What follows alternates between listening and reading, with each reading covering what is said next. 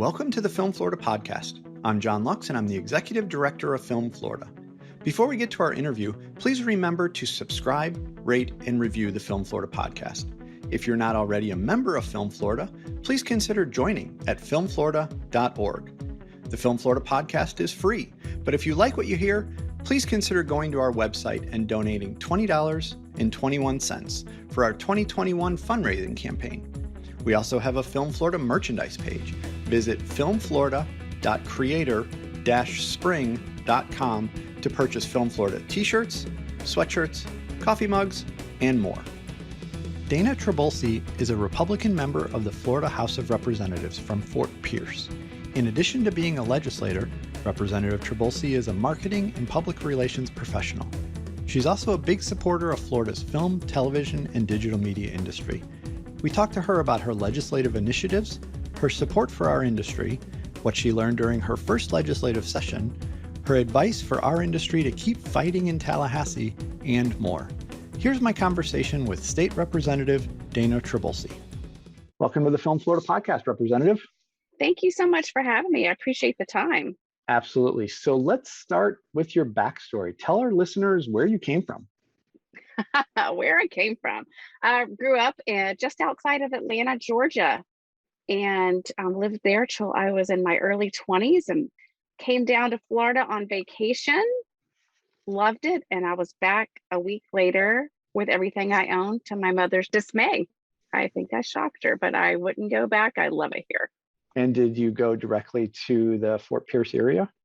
No, actually, I lived in West Palm Beach for about 5 years. And once my husband and I started expanding our family, we moved to St. Lucie County because the housing was much more affordable than in Palm Beach County. Ah, okay. And now, for those that don't know, being a state legislator in Florida is technically a part-time job. And of course, you use air quotes because we all kind of know that it isn't necessarily part-time. But outside the legislature, what do you do for a living?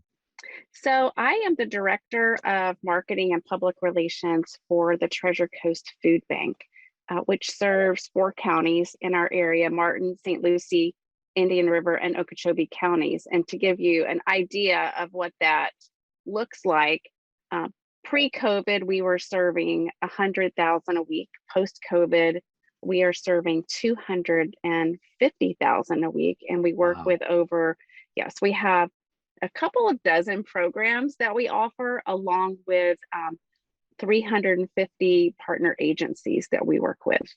And how long have you been with that organization? I've been with the Treasure Coast Food Bank just under a year. When I was when I was voted in, I'm going to say hired. When I was voted in as a legislator, I had my own business. I had been in PR and marketing and advertising for quite a while. And I had opened my own advertising agency, super hyper local, and I loved it.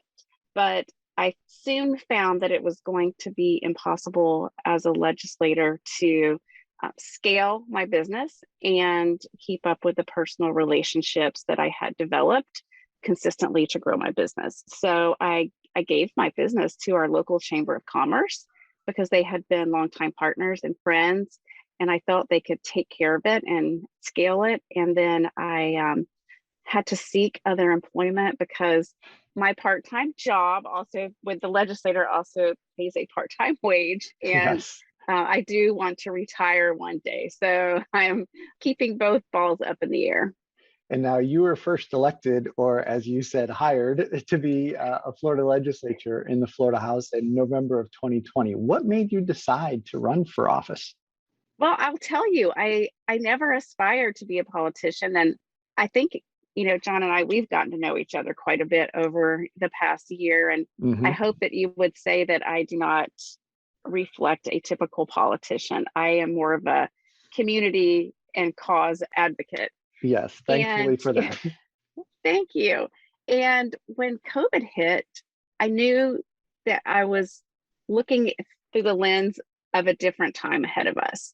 And I sat and knew we were going through this presidential election and a lot of worry. And I saw the leadership through the legislator in our community.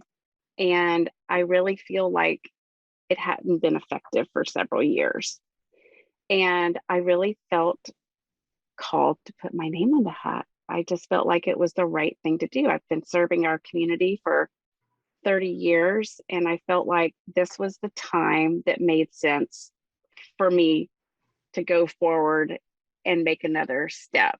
It worked out well because my family was a total buy-in, which was important. I think that you have to understand that we're away from our family so much of the time, and I needed them to be completely on the board. So we all got together, we prayed about it, we talked about it, and they ultimately said, "Hey, you've done us for 30 years.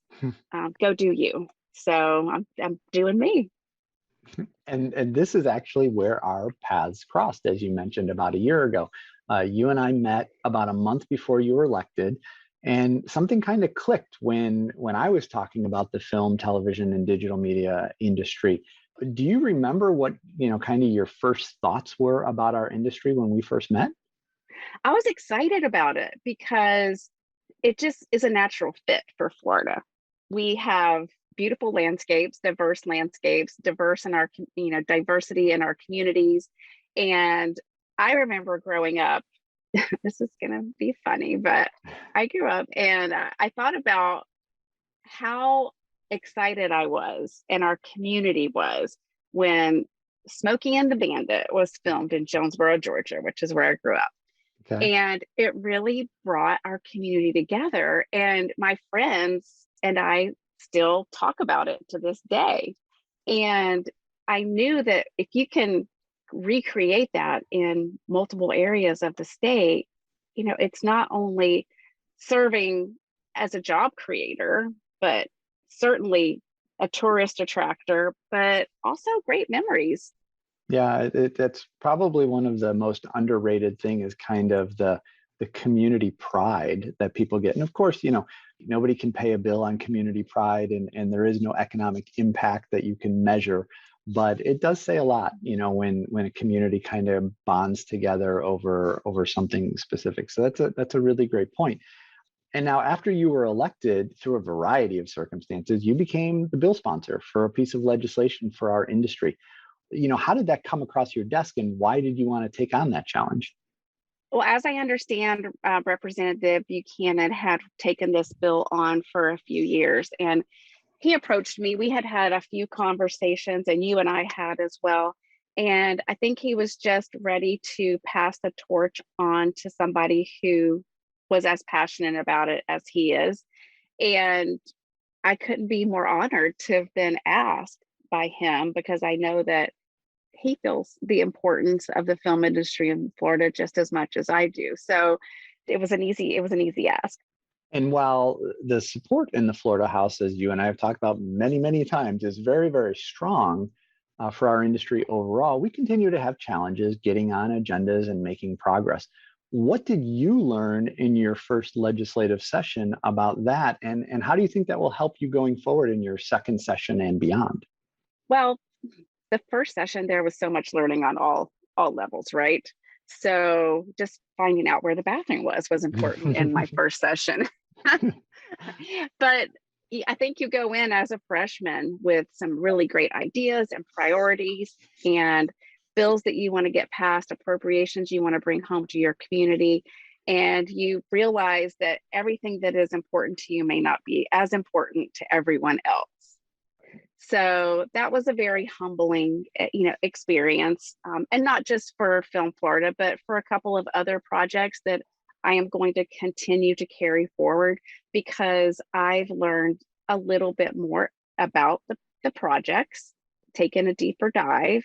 And for Film Florida in particular, I think it's more about educating the other members in the Florida House about a rebate program versus an incentive program and how this bill has changed shape over the past several years and what it can do for the economy of Florida Mhm. and for the workforce in Florida, all the issues that we're dealing with on an economic platform.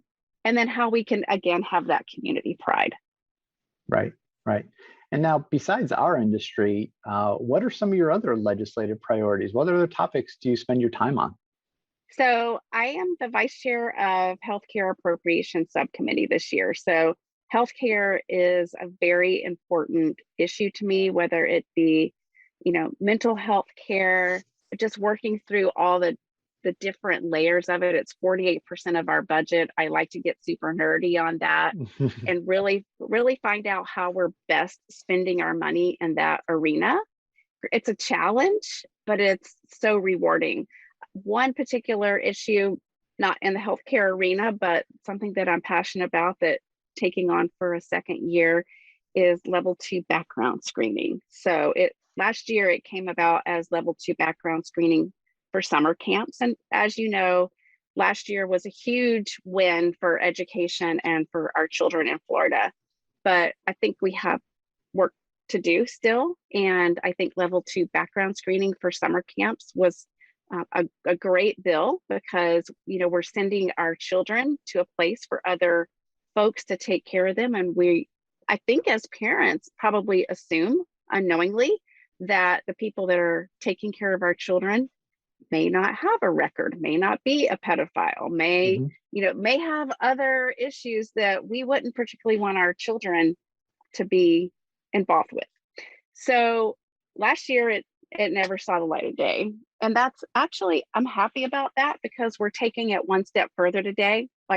This year, because like I said, I've been taking a deeper dive on my issues. And what I found out through the help of a couple of other representatives and great staff that we have in the Florida House is that not only is there no level 2 background screening for summer camps, but also level 2 background screenings are not all alike. So the example would be if you are a nurse, you would have a level 2 background screen. And not only is it a full comprehensive level 2 background screen, but it's also portable. So if I were a nurse in St. Lucie County and I wanted to go do some per diem work in Martin County, and then maybe take a couple of months off and go to the Pensacola and do some work traveling, I could do that. So it's portable. Okay. And also any issue that may come up, then my employer is going to get a ding right away. And they're going to know that there's a flag. With teachers, however, it's a different level 2, which I was not aware of. And they're not portable. So if they are teaching in St. Lucie County and decide they want to go to Martin County, the next year they have to go through an entire new background screen, or even if it's mid-year, they will have to wait, sometimes 3 to 4 weeks for that to process through. And that's a classroom without a teacher. That's failing our children. Right. But more importantly, if there is an incident with that teacher, that ding, that red flag does not go up until after their court case is complete. So whether guilty or innocent, nobody knows until the end. So that could be months or years that we could have a perpetrator in our schools that nobody's aware of. Interesting. And I know you were really invested in a childhood reading program last session. What was that all about? So that is the New Worlds Reading Initiative. And I'm so excited about it because December, we will be launching our first book delivery. And essentially, this is an at-home free book delivery system that is provided to students from kindergarten through 5th grade, but identified in that same area too, whether through standardized testing or teacher evaluation, to be underperforming readers. So about 43% of our 3rd graders in the state of Florida are not reading on grade level. And what that means is 88% of that 43% probably won't graduate high school. And then if you want to take it even a step further, these are also students who may, be in our juvenile justice system or even be in our prisons later because they're not able to read. So we can literally save lives by teaching people how to read. And if you don't have those basic skills and fundamental tools by the 3rd grade, your chances diminish incredibly. So we will launch in December. We've already sent out 750,000 flyers to schools all over the state. And the teachers are able to go into the portal now and start assessing their students and sending home the opt-in for their parents. This is not a way to sell them anything else. It's no way to collect their data and their information. This is a holistic, good-willed approach to teach reading to children along with their families, because a lot of families in our state are multilingual families. And so this will also add to the parents being able to learn to read, because we're sending them tools along with the children, and it'll help build their library, and it will help their siblings too. Sounds like a great program. I'm so excited about it. So I want to talk a little bit about your social media strategy as a state representative, a public figure. Some legislators are pretty passive on social media, and some are really aggressive. I would consider you active, but not in an aggressive way. And specifically, you've caught my attention because you put out a fair amount of stuff about our industry. Talk about your social media marketing strategy and how important it is for you and your initiatives to be active on social media and tell your story. Well, I think that I'm really the only one that can tell my story. And if I choose to be passive and not be present on social media, which is a platform that the vast majority of the consumers of media use in Florida, if I don't take advantage of that, then somebody else is going to tell my story. And I do choose intentionally not to be aggressive, because we have enough aggression in our country. And I'm not going to be that person. I think you probably know that through my own personality, that's just not me. And who you see on my social media is probably the same Dana you're going to meet in person. I want to be informative, and I want to be educational.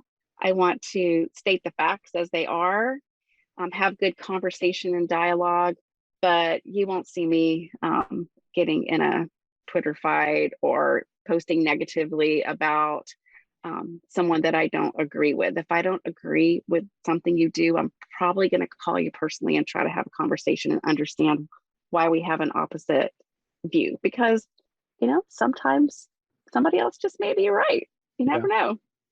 Yeah. I mean, I love the philosophy and I actually use the phrase all the time that if you're not telling your own story, somebody's probably out there doing it for you, and they're probably doing it wrong. So it's a perfect philosophy. I agree with that wholeheartedly. Now, outside of being a legislator, what do you like to do for fun? What are your hobbies or personal passions? Well, I would say work. So that would be number one. Yeah. Honestly, that's kind of waxed and waned over the years. There were, several years where I spent a lot of time playing golf and being outdoors. And although I love that, time just doesn't permit me to go out for 4 hours a day, 6 hours a day, and, hit the clubs around. But the number one thing I love to do is spend time with my family. Where I'm a blended family. So I have 2 children, as does my husband. And we have 5 grandchildren and 1 on the way. Wow. And there is nothing more I would rather do than spend the evening with my family. It's the best part of my life. Nice. So, okay, final question here. Many listening are obviously want to see a bill passed, or at least make some progress with our industry that would attract more film and television projects to Florida. So we can compete with other states. What is your advice to those people, from the legislative side? How can they get engaged in the process to add meaningful value to the effort and honestly help you in what you're trying to accomplish for our industry? I would say if you are interested in bringing film to Florida, contact me, send your stories, tell me what you're doing. Let's get engaged socially. Learn the legislation. That would be probably the number one, because it has taken on different shapes, as I mentioned, over the years. And learn the education, learn the talking points, be knowledgeable about it. If you want to advocate for something, you need to know everything about it so that you can combat what other people are going to say. Yeah, there's definitely a lot of negativity and false narratives about our industry and what it is you're trying to accomplish. And that's probably the biggest thing when people start pushing back on things. What they push back with are false. And so it's really important to know the information. So that's great advice. Yes, I think that, it's easy to say, oh, of course we want film in Florida. It's going to help the economy, or it's going to, and it's going to put heads in beds, and, we're going to sell more food. Yeah, of course, that's going to happen, I think, organically. Not that that's always believed, but I believe that. But, we're hiring students in the film industry from Florida. We're hiring veterans that live in Florida. We're helping to lift up areas in our state that need our support financially to grow out of poverty. There's so many different areas in the bill that I think would help Florida flourish. Well said. Representative, I know your schedule is really tight right now with committee weeks now that they've kicked in. I appreciate you fitting us into your schedule, and thank you for everything you continue to do to support Florida's film and television industry and digital media. Don't want to forget about the digital media too. So we really appreciate everything you're doing to try and help our industry. Absolutely. I'm going to keep doing it till it passes or they kick me out. Thanks for listening to the Film Florida podcast. For more information about Film Florida, go to filmflorida.org or visit our social media pages on Facebook, Twitter, Instagram, and LinkedIn. If you're not already a member, please consider joining at filmflorida.org. If you like what you hear on the podcast, please consider going to our website and donating $20.21 for our 2021 fundraising campaign. Check out the Film Florida merchandise at filmflorida.creator-spring.com. And please remember to subscribe, rate, and review the podcast.